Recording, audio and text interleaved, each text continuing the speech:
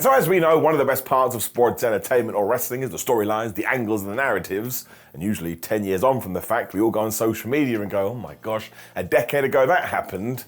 Then you get really sad because where is life going? So given all that, I thought I'd throw it all into a basket and go through a bunch of stories all the way back from 1986. We can decide what was the best one from that year. Sound good? Great, let's go. Number 36, the Mega Powers explode in 1989. So I've already made a huge mistake because I said 1986 in that intro, I think, but now I can't remember. But don't worry about that, because we do go to 1989, although technically we go to 1988, because when the Macho Man and Hulk Hogan came together, it was the year prior. Let's not forget what a big deal this was too, because it was WWF's biggest star and their second biggest star coming together. So when they started to fall out, everyone was like, what the flub is going on? This is because Randy Savage, of course, saw lust in Hogan's eyes, because Miss Elizabeth was his wife at the time.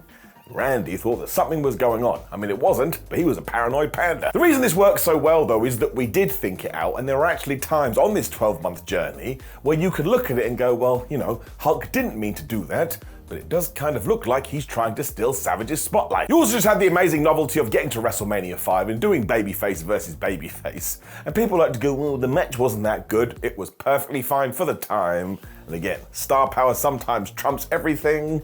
I love this more than life itself. An exaggeration. Number 35, Misawa versus Saruta in 1990. In 1990, the All Japan fans made a choice, and that's because they picked Misawa over Saruta. And I tell you, old Jumbo wasn't very happy about it. Because when Giant Baba, the promoter and booker at the time, saw how big the queue was when these two were about to fight and how much they wanted Misawa to win, he went to Jumbo and he said, sorry bro, I've now changed my mind and you have to lose. Now, Saruta did say, well, can't we do a count out instead? Baba said no. It's why this match that went down on the 8th of June is so good, because while the crowd was desperate for it, they didn't think Mr. New Boy Misawa was actually going to get the victory, so when he did, oh my gosh. It also allowed this to stretch all the way to 1991, because Misawa then tried to ride that wave to become the tippity top guy, whereas Saruta was like, well no, I'm going to go hire a bunch of young guns, but we're going to try and keep you down as best as we can. The audience absolutely lapped this up too, because it felt like a battle that was never going to end, and really, it was a war of supremacy. That's basically the tale of every book ever. Number 34, Jake Roberts versus the Macho Man in 1991. So this is mostly due to one angle, but I tell you, when you got this kind of an angle, hell yeah. The WWF had teased it a lot before we actually got into the nitty-gritty, but yes, on television, Jake Roberts took his snake, I know that sounds dodgy, I'm talking about his animal Damien, and actually allowed it to bite the Macho Man Randy Savage. And again, this wasn't a fake snake, sounds kinky again, it actually sunk its teeth into Savage's skin, and he was bleeding. As you can imagine, Randy was terrified about this, and you could still see it etched on his face here, and also it covered up a huge plot hole. Why is nobody coming out to help Randy Savage? Well, I'll tell you why. There's a giant snake in the ring. Did it again. Savage would eventually defeat Jake Roberts during the Texas in Tuesday pay-per-view, because of course he had to. You can't go around and commit this kind of a crime and then win matches. But still, especially given the time, this was something else entirely. Number 33, Ric Flair versus Randy Savage in 1992. Some people ask why the Macho Man is an all-timer. Look at his flipping run. The truth is, he is still hugely underrated, and we kind of went back to the well with this one, because when we decided to do Ric Flair versus Macho Man, well, we brought Miss Elizabeth back into it. Ric Flair totally understood the assignment too, because he started telling Randy, I'm having an affair with your wife, and he had also gone out there and doctored and edited pictures, so it looked like he'd been hanging out with her at the pool. Now don't forget this went down in 1992, so Photoshop didn't exist, so if you were a stupid kid like me going back and watching it, you were like, well, where did he get those images? Say it ain't so. It just felt quite advanced and like we were tapping into reality a little bit, and then we got to WrestleMania 8. There ain't no two ways about it. They had the best match of the flipping night. Number 32, Bret Hart versus Jerry Lawler in 1993. So just go back and listen to the insults that Jerry Lawler hurled at the Hart family in 1993. Like, they're not over the top or too cutting, but it's just the intonation in his voice. He was very good at throwing some barbs. It obviously pissed off Bret Hart. I don't need to explain why that happened. And then Jerry got super mad because Bret went out there and he won the King of the Ring. So now he was calling himself a king and he's wearing a crown on his head. And Lawler was like, well, I'm the king. No two ways about it. I got to beat you up. And he did. This wasn't a tee-hee beatdown either, because he went to town on this man, and by the time we got to SummerSlam, bless Jerry, he was being the ultimate heel and being like, I can't possibly face Bret Hart. I'm really, really hurt. We still were able to pull out some amazing shenanigans for that pay-per-view though, when they were meant to meet at the Survivor Series, when, Lawler got involved in some personal issues, The whole thing was done. Thankfully, we were able to revisit this down the line and give it a proper ending. But these two, I don't know what it was, they just had good chemistry. They must have taken science together. Number 31, Bret Hart versus Owen Hart in 1994. So, this was perfect. I mean it too. Because not only did you have the whole brother versus brother aspect, which was easy to understand, you also had motivation here, because Bret felt like he was trying to protect his younger brother,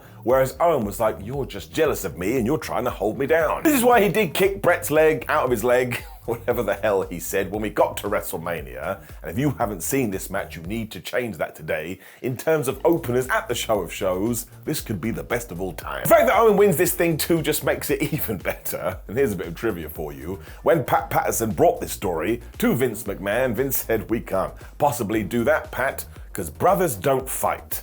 Just let that digest in your brain a little bit. If you're now saying that's the stupidest thing I ever heard, well, you ain't wrong. Number 30, Tommy Dreamer versus Raven in 1995. While it won't make any sense or click in the same way if you watch it today, back in 1995, this was quite the head of its time wrestling story. It all began way before the TV program ever did, because when they were younger, Tommy Dreamer and Raven ran in the same circles, whereas Tom Tom was the massive jock. Surprise, surprise, Raven was like the inward, kind of awkward guy. I mean, I guess you'd call him a goth. Because of the different social circles they did run in though, apparently Dreamer made Raven's life a living hell. On that day, he promised himself, when I grow up, I'm gonna return the favor. And he did it too in ECW. Paul Heyman totally knew what he was doing here as well, because Raven was good to his word and he just beat Tommy Dreamer and he beat Tommy Dreamer and he beat Tommy Dreamer. At one point he was like, well, Tommy's never gonna win. Now you're probably saying, wait a minute, Simon, that sounds stupid, because why was the jock the baby face? I can't explain that. Doesn't make any sense to me either, but man, did it work. Just go look at the ECW faithful. They totally loved it. Number 29, the New World Order in 1996. Forget the ending, or the non-ending, because it went on forever. When the New World Order were first formed, it was flippin' fabu. I mean, for starters, you had Kevin Nash and Scott Hall turning up in WCW like they were the outsiders invading from the WWF. When we got to Bash at the Beach, and who was their secret first guy? Well, it was Mr. World Wrestling Federation Hulkus Hogan. I mean, it was just must-see TV, and let's not forget either that when they did form this trio, they weren't like cowardly heels or anything. They were the coolest dudes on the planet, so now we were looking at them and going, wow, I want to be just like them. It also allowed them to feel like they were actually threatening to bring WCW to its knees, when we also hurled Eric Bischoff in there, who was the owner of the company, and we had Ted DiBiase. And do you know why that made sense? Because he was the guy bankrolling everyone. So you see the depth here. And then yeah, we did get to the end of 1997, but here's my advice to you. Just don't watch it. Number 28, Bret Hart versus Steve Austin in 1997. And really, the entire Hart Foundation when you consider everything. Now, this all began before their classic at WrestleMania 13, when Bret decided this World Wrestling Federation is absolutely toxic, and I tell you who's one of the reasons for it. Stone Cold Steve Austin. Hart would then use all this to cut the best promos of his career and just come up with this character that was so damn good, and Steve Austin played off him wonderfully, because again, if you haven't seen the submission match from WrestleMania, what the flub are you doing? It didn't end there either, because a few months afterwards we were doing the Canadian Stampede pay-per-view, when the entire Hart clan had decided we don't like you, Steve. And don't forget, do you know who got the win in the match? It was Owen Hart, and he pinned the Rattlesnake. So all of this just helped Steve Austin to become the biggest star ever, and you really should go watch that Canadian Stampede show too. The cameras are wiggling because the crowd is so loud. My gosh, I love it. Number 27, Austin versus McMahon in 1998. I mean, do we really need to talk about it? The answer is no. Because Steve Austin was the best babyface, Vince McMahon was the perfect heel, plus you threw The Rock in there, who could do all the dirty work. And yes, it all came from the screw job, but that's another reason I think people bought into it so hard. We took reality and we just mushed it up a bit. It also helped turn WWF into the powerhouse it is today. I mean, seriously, you can chronicle all of this from the late 90s onwards, and if it never have happened, well, maybe now we'd still be watching Nitro. It's a slight exaggeration, but wasn't it fun? Number 26, RVD versus Jerry Lynn in 1999. So WCW was falling off a cliff. The WWF had found themselves and knew what direction they were heading in, which is when ECW, as they usually did, decided, well, we need to do something different. Let's do that. This is one of the reasons why Jerry Lynn versus RVD is still good today, because it's essentially 2024 wrestling. I mean, that sounds weird, but it's one of these matches that just inspired the current generation, and how could it not? If These guys were busting out moves that nobody had ever seen before. And the action was just like nothing else at the time, and of course we threw in the hardcoreness of Extreme Championship Wrestling. And while we all know how good Rob Van Dam was, make sure you keep your eyes on Jerry Lynn too. That man does not get the respect he deserves. It's also why Rob Van Dam was so sought after this, because everybody saw it and went, well, we need that guy on our books. And don't forget, when he eventually did arrive in the WWF, he was getting mega pops from day one. He just had that connection. Number 25, Mick Foley versus Triple H in 2000. Now, we flew through this feud because it was the Attitude Era, but man, it was really, really good. I mean, it ruled so hard that Mick Foley achieved in his goal in turning Triple H to a megastar, because around this time, people were going, oh man, we can't have that guy in main events. And afterwards, people are like, screw that, he is the main event. The street fight they do at the Royal Rumble is also one of the best street fights you're ever going to see, and the match at No Way Out in the Hell in a Cell is also amazing, especially because that was Mick Foley as Cactus Jack's retirement match, so it gets you in your tum-tum. Just forget what happens after. Hunter was also doing top tier selling here as well, because when Mick Foley did transform into Cactus Jack, he looked like he'd seen a ghost. And that's preposterous on paper, but when you commit to it like these two did, well, I tell you from a personal point of view, this to me is all-time stuff. Number 24, the Tag Team War in 2001. So, let's be honest, while the WWF was super hot in 2001, WCW had just closed, and ECW had just closed. So, I think Vince McMahon was a bit like, we won, boys, let's take a little bit of a break. The Japanese scene was also struggling in the early 2000s, and Ring of Honor was going to blow up in about a year, which is why when it comes to 2001, I feel like we should focus on the matches and every single thing the Hardys, Edge and Christian and the Dudley Boys did. Now let's not pretend they didn't change wrestling, because they did do, because whether it was a TLC match or a tables match or whatever match, they just put themselves on the map by doing all these nutty things, and while maybe they raised the bar too high, I was watching this when I was a child, and I thought it was the greatest thing ever. You also have the absolute classic from WrestleMania 17, and let's not forget, because they did it first, it means nobody else could do it first,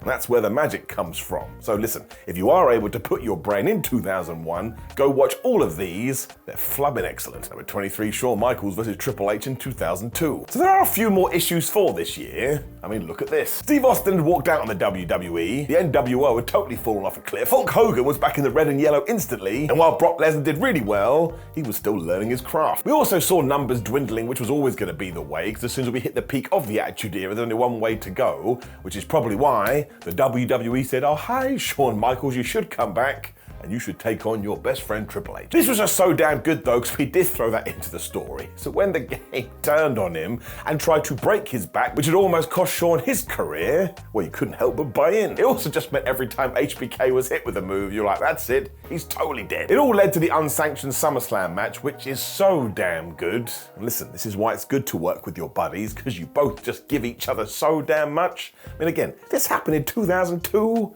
Still pretty damn good today. But 22, Shawn Michaels versus Chris Jericho in 2003. See, he's back again. There was sort of a similar story here too, because Chris Jericho said to Shawn Michaels, you were my hero growing up, but now that you have come back, I'm a bit jealous that you're trying to take my spot, so I'm gonna whoop your ass. They really got going at the Royal Rumble because Christian dressed up as Chris Jericho, so Chris Jericho could sneak up behind Michaels and eliminate him from the Rumble. And once more, because we were tying this into reality, it was so easy to just believe it. He also went on to have this amazing match at WrestleMania, and if you wanted to watch it as the teacher taking on the student, even though that wasn't really the relationship, you could, because that's the way they did play it, and they were going to use this to have another great storyline in a few years' time. We'll get there. But 21, Batista versus Triple H in 2004. So this is a nice reminder that wrestling is all about the long game. Because ever since Evolution did get together, everybody assumed eventually Randy would feud with Triple H and Batista would feud with Triple H.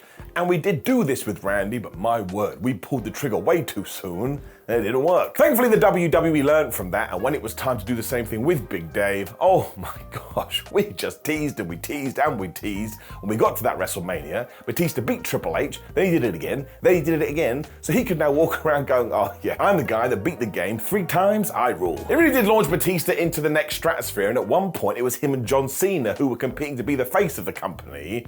Now, we don't need to get into the way that went, that's a different video, but honestly, you can go back and watch this now, and all the same wrestling tropes are there, but the tropes that we do need I'm a big fan of this. Number 20, Kurt Angle versus Shawn Michaels in 2005. So aside from the obvious points that we will talk about, the best thing about this was the brand split. Because as we know, even when the WWE did launch it in 2002, they couldn't help crossing the streams. So even if you were a Raw guy, you turn on SmackDown, you'd be like, why is he here? That wasn't the same for Shawn Michaels and Kurt Angle though, who basically stuck on their brands for 3 years or so. So when they came together for a big old Royal Rumble clash and a WrestleMania match, it was like, oh my gosh, it does feel like a dream encounter. That was doubly true as well because of course when Kurt Angle broke in, Shawn Michaels was going to retire, and all of this is wonderful, especially when Angle is pretending to be Shawn Michaels and he's beating up Marty Jannetty and he's got Sensational Sherry and he did the Sexy Kurt song. Honestly, some people pretend Kurt Angle isn't one of the best wrestlers ever. You're wrong. If nothing else, you have to go watch the match they do have at the show of shows because honestly, it's that chemistry again.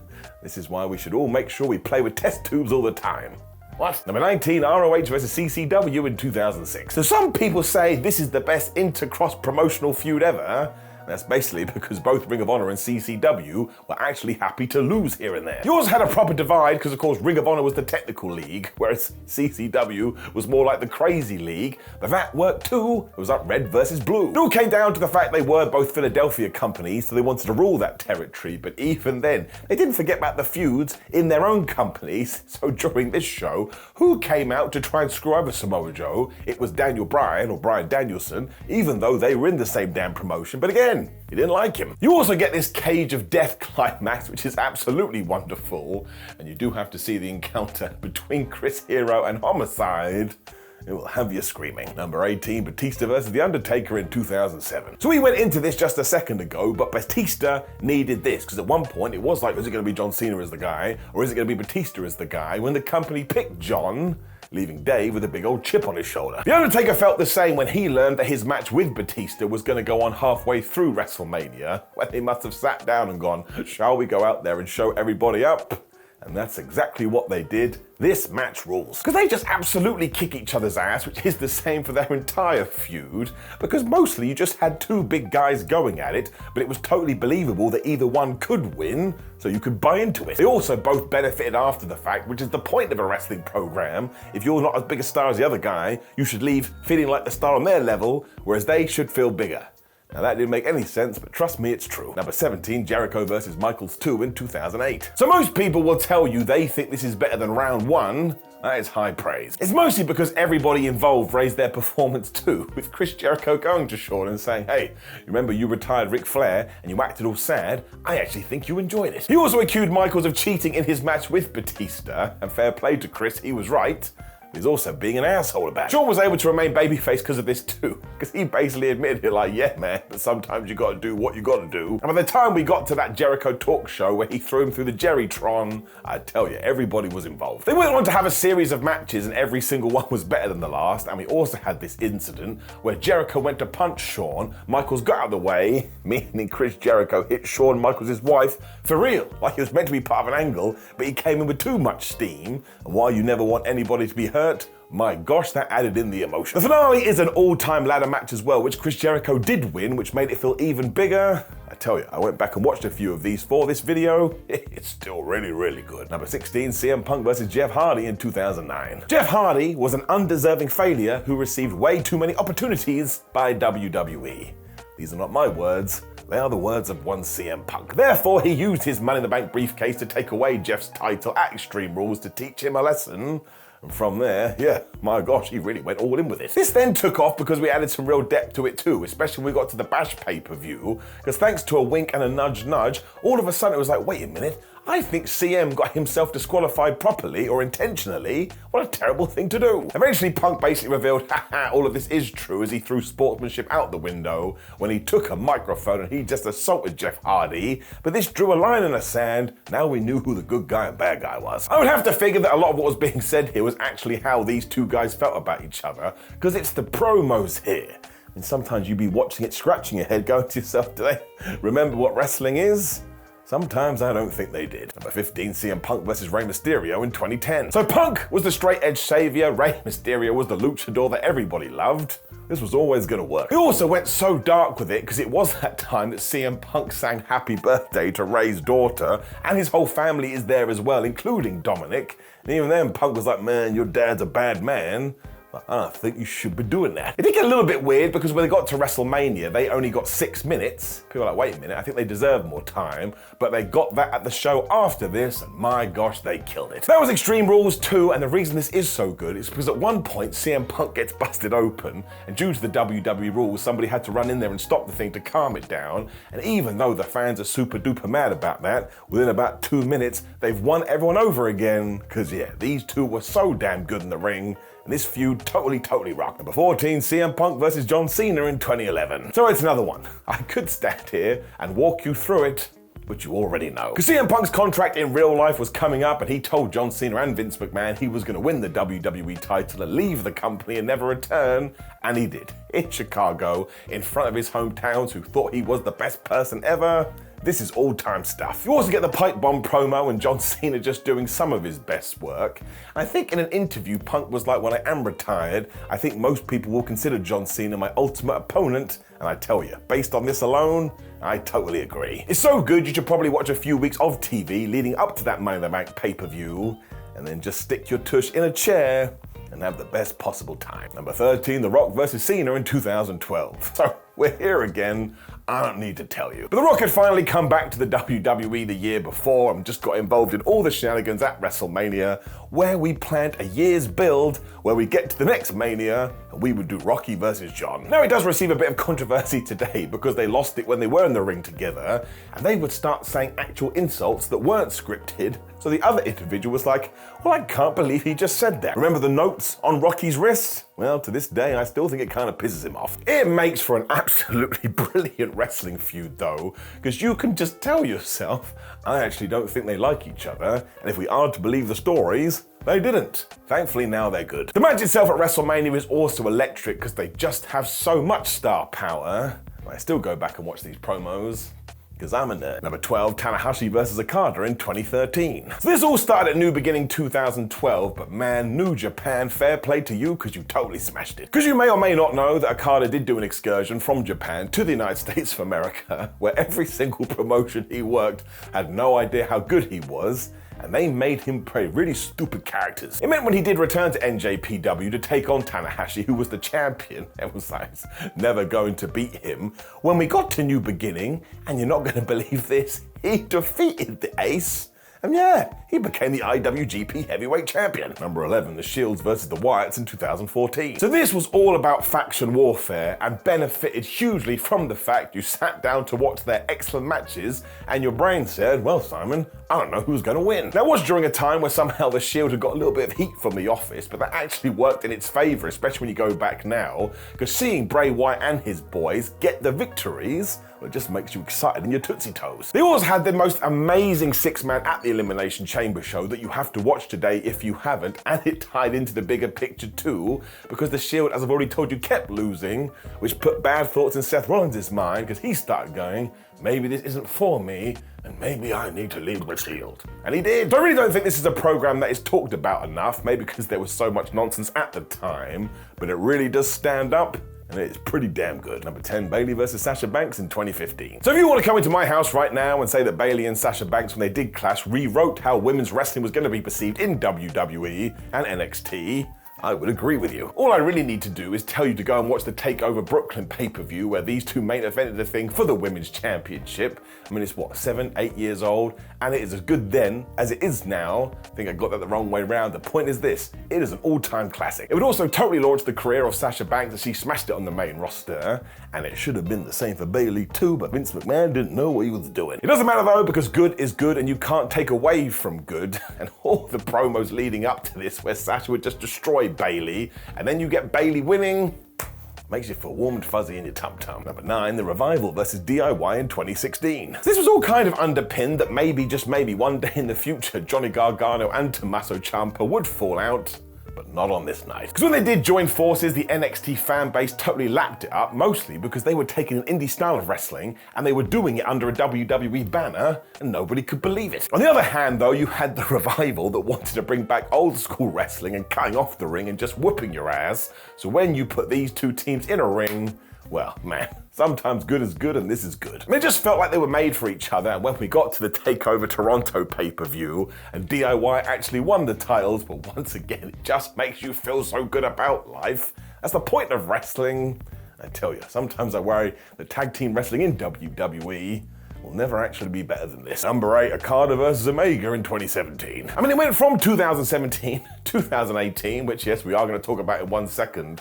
And when it comes to their series of matches, do you know what a lot of people say? Well, they're among some of the best of all time. You also get that G1 rematch that nobody saw coming, which was a lot shorter than their other ones, but that just allowed them to tell a different tale. And this was the real genius of it, because it was like watching a series at the movies. You could go in blind to say match number 3, but if you watch match 2 and you watch match 1 first, all of a sudden you have all this context and it makes your viewing experience even better. The one-winged angel by Kenny Omega is just treated like a death blow too, which is why he never hits it. So seriously, I know by this stage you're like, oh, I don't want to watch them because there is too much chatter, but this is actually one of those times where the chatter is good and you need this in your life. Number 7, Okada versus Omega in 2018. Because yes, they carried on from the year before where they got to the Dominion pay-per-view. This is the one. This is the one that sets off everybody. It's got like 92 stars and actually is the one where people go, this is the best match I've ever seen. It really is too, and I'm just gonna leave it there because the only reason you can hit these kind of heights if you have a synergy like nobody else. And in terms of modern day wrestling, these two guys may actually have the best chemistry of everyone. Number 6, Cody Rhodes versus Chris Jericho in 2019. So we forget this now, but Cody Rhodes versus Chris Jericho in AEW rocked. And this really was because the premise was so simple. Because over here you had Cody Rhodes who wanted to change the wrestling business and make it better for everyone, where on the other hand, you had champion Chris Jericho who was like, I'm just here for me. From there we had all these fire promos and fire videos and an arm-breaking angle that kind of took a nod back to the Four Horsemen. And every time somebody did have a mic, you were totally captivated. We also took WWE tropes and threw them out the window, so given this was the first year of AEW's existence, you got excited, it was brand new wrestling. And yes, some will say the stipulation of if Cody Rhodes loses, he can never challenge for the World Championship was not well thought out, but if you're just watching it in context of here, my gosh, does it add some serious, oh, I'm scared. Really though, if you do just keep this within the context of 2019, it is easily the best thing of the year, and once again, it was kicking off a whole company. It deserves a round of applause. Number 5, Kenny Omega and Hangman Adam Page versus the Young Bucks in 2020. And the reason this gets in is because every character believed they were right. Because the Young Bucks were frustrated that Omega and Hangman had won the tag team titles before them, because who had they always been there for since day one? The Cowboy. He was a total mess during this point though, as he drank away his sorrows, and at one point he accidentally screwed them over. Whoops. From Page's point of view though, he felt like Matt and Nick Jackson were patronizing him, whereas Kenny just wanted to play peacemaker, and that was never gonna work. He also agreed at one point, you know what, Matt and Nick, it is a bit crazy that we won these titles before you. The look on Hangman's face, it's like somebody had kicked a puppy. So essentially we had a love square here, which was not a thing when you get to that match at Revolution. And look, we talked about tag team wrestling earlier. We'll just move it to the modern day. But is this one of the better matches you are ever going to see? Yes. Yes, it is. Number 4, Hangman versus Omega in 2021. As is this. So we have talked about this throughout this video, but when you can have a feud that is built off what you'd already seen, especially if it comes from a different year, well, it just makes it all the more sweet. Because it soon came to light that Omega blamed Page for every single loss they had at a team, whereas actually, if you went through the footage, do you know who always got the final blow? Hangman Adam Page. And do you know who always got the 1, 2, 3? Hangman Adam Page. Omega then soon became a mega gaslighter and turned heel with Don Callis, where he would just screw the Cowboy over at every single juncture, meaning that Adam was down on his luck when the Dark Order rebuilt him into a champion, and he actually went and won the title. This really could be a Disney movie, and if you were looking for a relatable babyface, he could be the best one of the last 10 years. I mean, hands up if you felt down on your luck and that you totally sucked. Well, I ain't putting my hand down. It was just so well laid out and people really cared, and I tell you this, when Kenny is good to go again, this is a program we should totally revisit. Number 3, MJF versus CM Punk in 2022. CM Punk saved MJF's life when he was a kid, even though he didn't know it because he was his wrestling hero when Punk left the business and left Maxwell a really sad panda. I mean, this really did come down to the promos, and because it was the first time we saw MJF show a little bit of heart, but of course, it was all a lie. Eventually, he assaulted CM Punk while going, I'm the demon, you never saw it coming, and we were tying it into stuff that Punk had done in Ring of Honor. This was a long-time fan's dream. You also get that amazing dog collar match and the overarching idea that it is new versus old, or new versus present, however one put it through, and if you like your wrestling to be a bit brutal and a bit disgusting, well, do I have Exhibit A? It's also easily the best feud that Punk had in AEW, and it helped MJF climb the ladder, so it did exactly what it had to do. Number 2, the Bloodline Saga in 2023. It also turned Roman Reigns into a super duper mega star, but it also did the same for Cody Rhodes and Kevin Owens and Sami Zayn and Jey Uso. We could do this all day. There's just too many moments to mention as well, including that amazing Money in the Bank ladder match where the Usos did defeat Roman Reigns and Solo Sikoa. And of course you had the moment too where Jey left the Bloodline and sided with his brother. The amount of times I cried at this, it wasn't my allergies. Obviously it sort of got paid off at WrestleMania 40, which was the next year, but you don't have to worry about that. I mean, WWE has uploaded hours-long videos on this onto YouTube, and they're still a pretty damn good watch. This will go down as all time. That's right. Number 1, the end of Sting in 2024. So as I am recording this video, it is July 2024, but I'm pretty confident to tell you, I don't think anybody is going to outdo the retirement of Sting. As we know, Steve Borden is an absolute legend of the wrestling business, but if the WWE run was going to be his final run, that was not fitting of the man, so he debuted in AEW, gave us 3 years of amazing wrestling, and then said goodbye at Revolution. And it was just great. It was also packed with emotion too, because he was teaming with his fake son Darby Allin to take on the Young Bucks. But 1, he was throwing himself through glass like a madman. But 2, when he actually won, meaning he retired with a tag team title, well, I will tell you this, water was coming out of my eyes, especially because he had help from his son. So I'm happy to tell you there has never been a better retirement in wrestling than this. And if somebody is going to go out on their sword and you don't copy what Tony Khan and AEW did, well, I instantly tell you, you doing it wrong, this is generational. Now, of course, there'll be plenty of stories I haven't mentioned, which is the idea, because I want you to drop them in the comments below before you like the video, share the video, and why not subscribe? There's also another video on the screen right now, which is exactly like this, with a different topic, hosted by me, that you can click. Otherwise, my friends have to go sit down. I just talked about, 30 years of wrestling. I need to go play foosball or something. Shouldn't do that. I suck at it. Then again, I suck at life. Goodbye.